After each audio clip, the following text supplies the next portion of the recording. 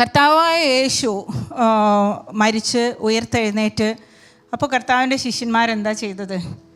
അവർക്ക് പേടിയായിരുന്നു അല്ലേ? അവരെല്ലാവരും ഒളിച്ചിരുന്നു. പിന്നെ അതിന് ശേഷം അവർക്ക് പരിശുദ്ധാത്മ ശക്തിയെ പ്രാപിച്ച് അതിനുശേഷം അവർ ലോകത്തെ മുഴുവൻ കീഴ്മേൽ മറിച്ചു. അവരെല്ലാ സ്ഥലത്തും പോയി.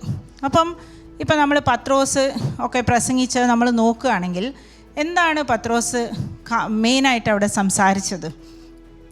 എപ്പോഴും പത്രോസ് തുടങ്ങിയിരുന്നതും മറ്റ് അപ്പോസ്തലന്മാരായാലും അവർ തുടങ്ങിയിരുന്നത് വരുവാനിരുന്ന മശീഹ അല്ലെങ്കിൽ പഴയ നിയമത്തിൽ പ്രവാചകന്മാർ മൂലം ദൈവം പറഞ്ഞിരുന്ന മശീഹയാണ് ഈ വന്നിരിക്കുന്നതെന്ന് പറഞ്ഞു.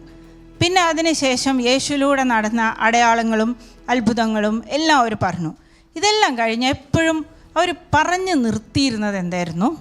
കർത്താവിൻ്റെ ഉയർത്തെഴുന്നേൽപ്പ്.